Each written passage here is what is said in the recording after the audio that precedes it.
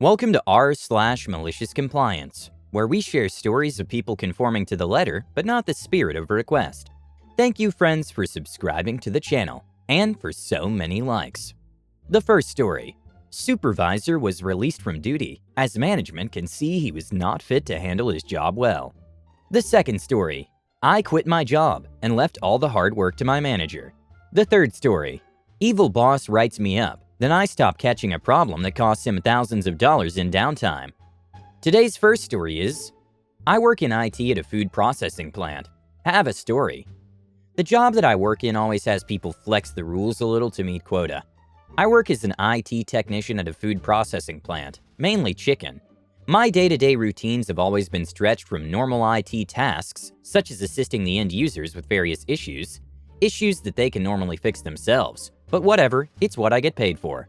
Configuring new ports and/or old ports for new cables being ran to the more production-related tasks, such as label printers not printing, mainly due to the fact that it's a new hire running that line, and their supervisors don't know jack squat, or never bothered to show them.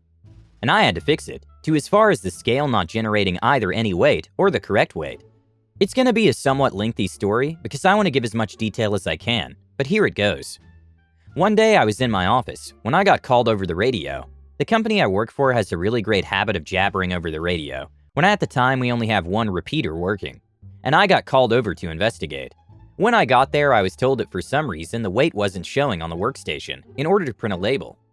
After some investigating, checking the serial cable, making sure the COM ports are active, and using Hyperterminal, I found out that the scale was working, but the weight was not being read correctly at all and needed to be recalibrated. I took a picture of the scale too for documentation. I told one of the supervisors this, and I was told, "But you're IT, you could calibrate it too, can't you?" To which I said, technically I could, but it wouldn't be certified for use. Now, some of you are probably wondering, if you're IT, couldn't you calibrate it? And technically, you'd be right, but I can't. I'll explain why.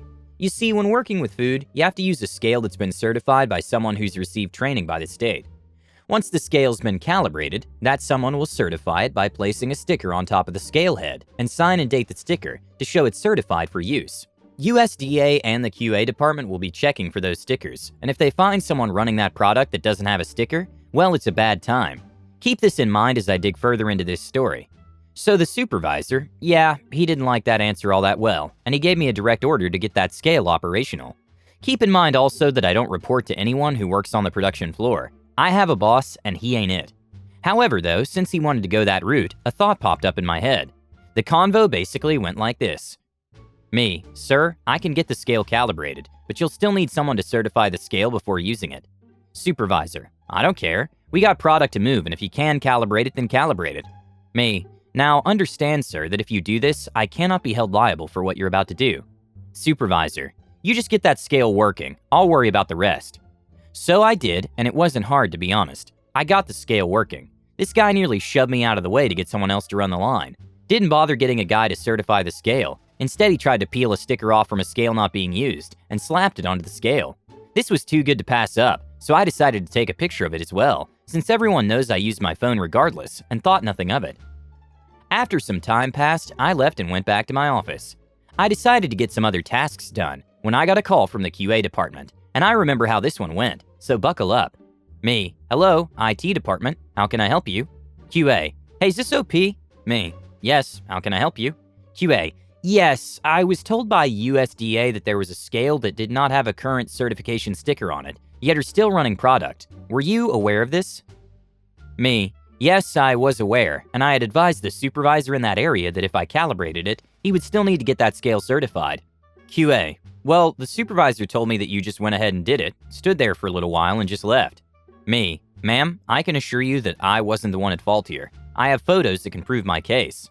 QA: Well, go ahead and send them. And I did. I sent the photo of the scale with its original sticker, as well as the sticker that was placed while the supervisor was placing it onto the scale head. After seeing the photos, the QA manager apologized for the false accusations and spoke no further about it and hung up.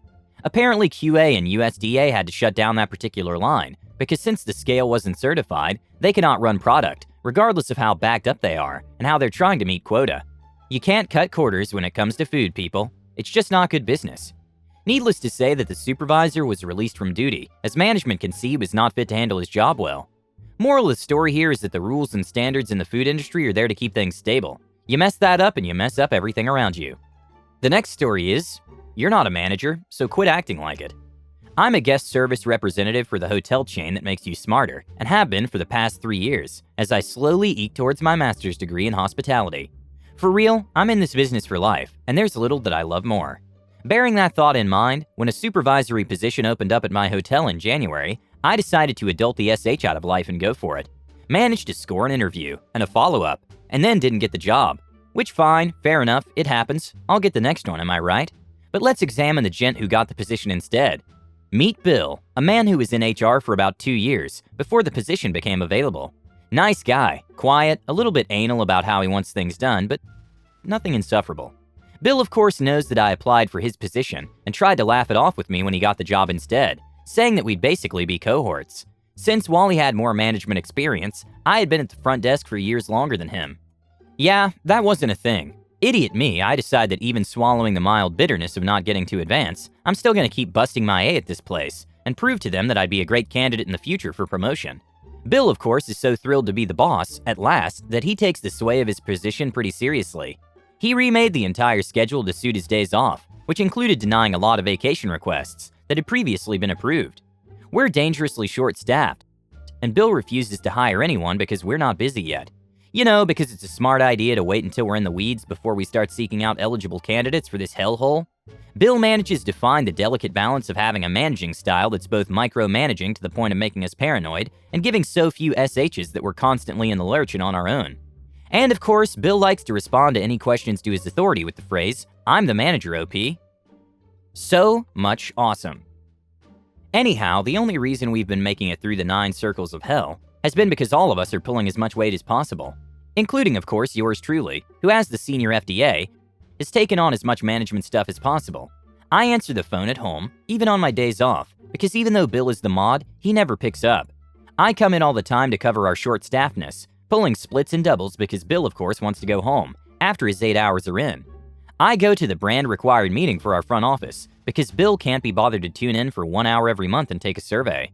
I train the new hires, because Bill doesn't work that shift, and I try to motivate the team to be less desiring for death than we currently all are, because Bill's idea of having teamwork make the dream work is to tell us all that he couldn't survive without us. Which of course, no effing SH, Sherlock, though we could certainly survive without you. Sorry, is my rage showing? So Bill calls me into his office a few weeks ago, after I leave a note for him telling him that I had to stay an hour late to help my girl Daisy with the mass exodus of departures. Bill tells me that he feels like I'm very resentful of the pace at which his career is advancing, when mine remains stagnant, and that he's concerned for my attitude. Despite my protests that I'm only trying to help, Bill effing holds up a finger to quiet me and says, "You're not the manager, OP. Quit playing like it." Left fuming, went to bed a little intoxicated, and woke up with the thought, F it. No more acting like a manager for me then. No more answering the phone from the second I've clocked out. No more coming in early or staying late to help with the business. No more shifts that are anything other than my usual PMs and audits. No more bringing in donuts on Sundays. No more effing motivational talks. And no more going out of my way to solve problems. Now I send everything to Bill. Because after all, he is the manager. Bill, of course, doesn't get why I'm not as helpful as I could be. I, of course, don't care too much, since I just gave my 2 weeks notice yesterday, and I'm looking forward to starting my first managerial job. I love this hellhole and would have been happy to stay if they had simply let me grow as an agent. But now I get to F the F off in the middle of the busy season, let Bill learn what being a team leader really entails, and start my career in a different but similar industry, making more than $57,000 starting out. Funny how life works out sometimes. Laud me, condemned me, I managed to come out swinging this time. The last story is, got pulled in front of management for being 1 minute late, told to do my job. Backstory, so I worked in auto assembly line. A bag of locks would be placed in the body of the car, and down the line someone was supposed to take it out and put it inside the unfinished shell of the door, before the doors got removed and sent down a completely different line to be built. Occasionally the person would forget. I was working down the line from the separation point, and if I saw the locks I would grab them out and race down the line, and put them into the doors, as they headed up into the air and out of reach. I could just barely do it and get back to my job in time. I had a great supervisor who left us alone, and trusted us to get the work done, so I went out of my way to save him the work. He retired. New guy comes in for 6 months. He had 2 daughters who were in school and over 18, so could get a day of work if one of us booked the day off. There were other students who wanted to work as well, but they only got called in if the harder jobs needed to be covered. So the daughters showed up every Friday, regardless of whether they were booked, but the supervisor could only have X people working his area, so he'd come asking if anyone wanted the day off. Yes, please, and I'm out of there. So I babysat that lock job all along. If the locks didn't get in the door, that line got shut down, and people would have to go searching for the car, and since keys are small, the carpet may have been put in over them. Can you imagine the trouble it could cause when shutting line down costs hundreds of dollars a minute? New supervisor shows up. I slept in one day, raced up the highway at crazy speeds to try and make the buzzer, which I just barely did. But that's just the front gate. Then I had to change and get to my station a fourth a mile away, upstairs. Needless to say, I didn't make it when the line started moving. My part on the line only had about 14 jobs, and a bank of cars between us and the next line, so no damage was done. We got started and kept all the lines running. 2 hours later, I'm pulled off the line by the new supervisor, and he wants to write me up for being late. Me, what? A minute late once time in over a year, and you want to write me up? Supervisor, I checked you out and you're a terrible worker. You don't bother showing up for work on Fridays, and now this.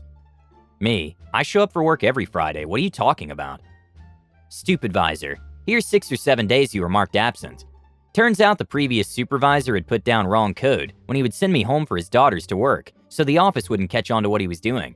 So I got my first black mark on my record because the other supervisor wouldn't admit to what he had done. Supervisor, so get to work and do your job. Malicious compliance. Okay, next day a student's on the key job and misses dozens of keys that needed to be put in the doors. I smiled and watched the first one come into my station. Is it my job to do their job? Nope. Car after car came down the line. 2 hours later, I can hear the different lines shutting down. The first of which was the door line, and I knew what was coming. The plant was shut down for a couple of hours, while all the key sets were tracked down. Everyone gets to sit down, read a paper or whatever until supervisor finds everything. We finally start running again, and sure enough, supervisor comes to my station and tells me that a whole bunch of keys were missed, being put in right location. I looked him in the eye and said that job's done 4 sessions up the line. He says, but the other supervisor says that you catch all the mistakes. Me, I did catch them to help out decent supervisors. I'm not lifting a finger to help you. Union shop. I think he lost a lot of weight running down 2 flights of stairs, and 2 and down the line looking for keys until they fired him. New supervisor, and suddenly, I started noticing when people miss keys again. I hope you love these stories. Don't forget to subscribe if you want to know when the new video comes out.